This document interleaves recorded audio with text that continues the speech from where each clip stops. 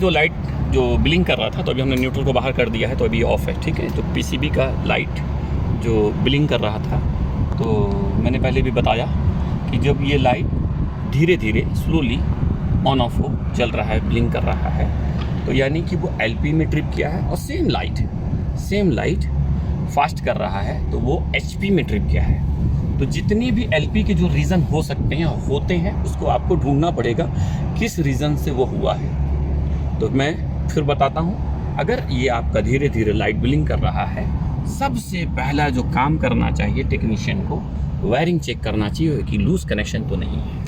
बहुत ज़रूरी है, लूज़ कनेक्शन होगा, क्योंकि ज़ाहिर कि जितने भी आपकी वायर जो कनेक्ट हो रहे हैं वो लूज़ कनेक्शन किसी भी वजह से हो सकता है, और वो होगा तो वो सिग्नल लेगा, तो क्योंकि सिग्नल प्रॉपर नहीं मिलेगा तो फिर वो लाइट जलेगा।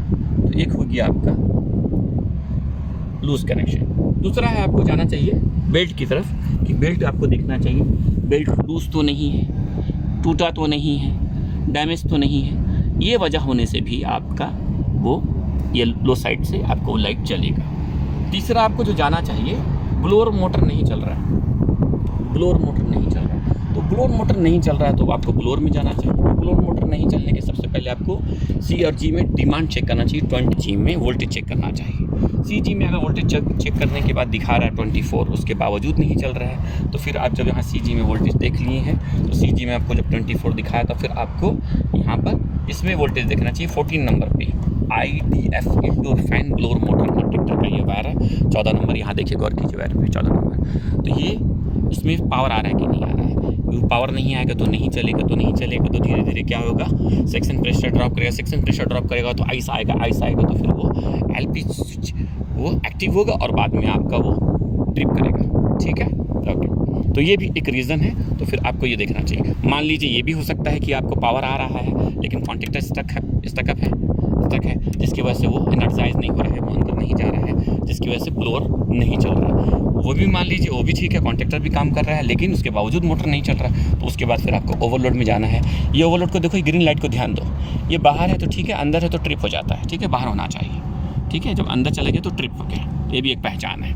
तो फिर आपको ये देखना चाहिए ट्रिप तो नहीं हो गया। अगर ट्रिप हो गया तो इस तरह से फिंगर से आप इजीली उसको रीसेट कर सकते हैं, लेकिन रीसेट करने के बाद साथ ही साथ एम्पेयर चेक करो, कहीं एम्पेयर एबनॉर्मल तो नहीं है। जाहिर है ट्रिप के है तो कोई वजह होगा, लूज़ हो सकता है, कुछ भी हो सकता है, वो चेक करना चाहिए। तो ये आपका एलपी का हो गया है। ओके, ये सब ओके है, मान लीजिए सब ओके है, उसके बावजूद भी लाइट जल रहा है। उसके बाद जब लाइट जल रहा है तो आपको जाना चाहिए एलपी स्विच की गैस की तरफ चलिए, गैस का प्रेशर सही है कि नहीं। अगर गैस का प्रेशर भी ओके है, तब फिर हमको जाना चाहिए, किस में जाएंगे फिर हम लोग, फिर जाएंगे हम एलपी स्विच को।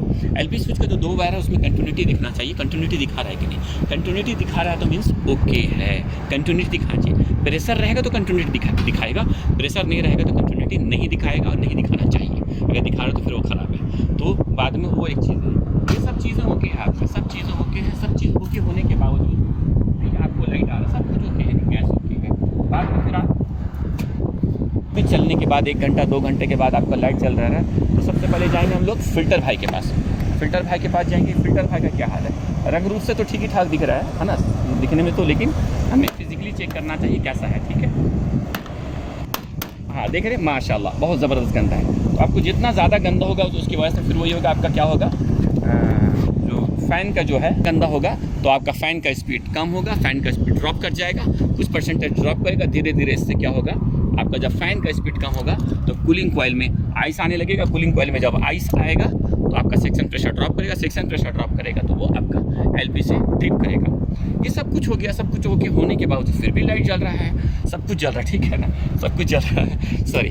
तो उसके बाद एक और जो रीज़न है, रूम टेम्परेचर। आपका जो रूम टेम्परेचर है वो बहुत लो पे सेट किया हुआ है, यानी 16 पे रखा हुआ है, तो वो भी एक रीज़न है। और मान लीजिए वो अपने 16 पे रखा है, जो थर्मोस्टेट सही जगह पे नहीं लगाया, यानी वहाँ पर हमेशा टेम्परेचर 24-23 रहता है, तो वो कभी कट ऑफ नहीं कर रहा। इससे भी आपको आइस बनने के एक चांसेस है, और आपका जब आइस बनेगा तो जाहिर है कि आपका सेक्शन प्रेशर ड्रॉप करेगा और एलपी से ट्रिप करेगा। तो उसको भी गौर करना चाहिए कि थर्मोस्टेट सही प्लेस पे लगाया है कि नहीं लगाया। वो भी ओके है, उसके बावजूद भी आपका लाइट जल रहा है, सब ओके होने के बावजूद अगर है तो ये भाई साहब चले गए हैं, यानी इसका नंबर आ गया है पीसीबी का।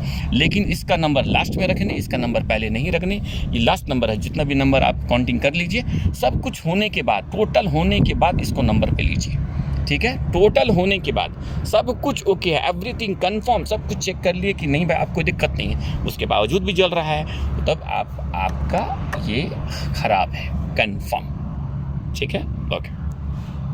हाँ, अब हो गया आपका लो साइड का हम लोग बता दिए। अब हम लोग चलते हैं HP वाला पे।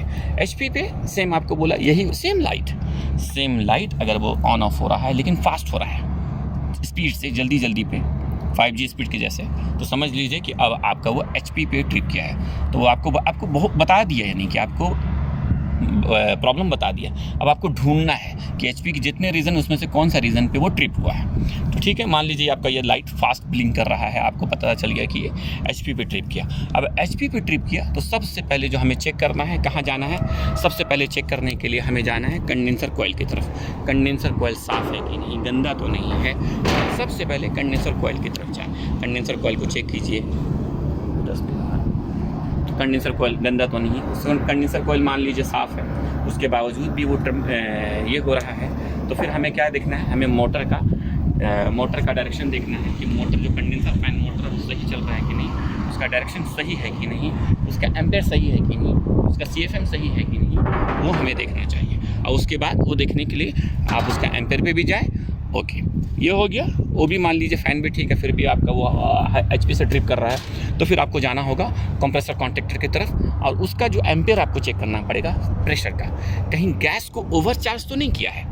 गैस को ओवरचार्ज करेगा होगा तब भी आपका वो ट्रिप करेगा HP से। कभी कभी होता है कि टेक्नीशियन ने चार्ज करने के टाइम थोड़ा सा ओवरचार्ज कर दिया, ध्यान नहीं दिया, नोटिस नहीं किया, जो भी हो मिस्टेक से या हो या नहीं हो, लेकिन गलती से ओवरचार्ज हो गया। जब भी आपका ओवरचार्ज होगा तो जाहिर है कि क्योंकि आपका प्रेशर वो ज़्यादा लेगा, प्रेशर ज़्यादा लेगा तो HP स्विच वो एक्टिव होगा और वो फिर कट ऑफ करेगा, वो ट्रिप करेगा।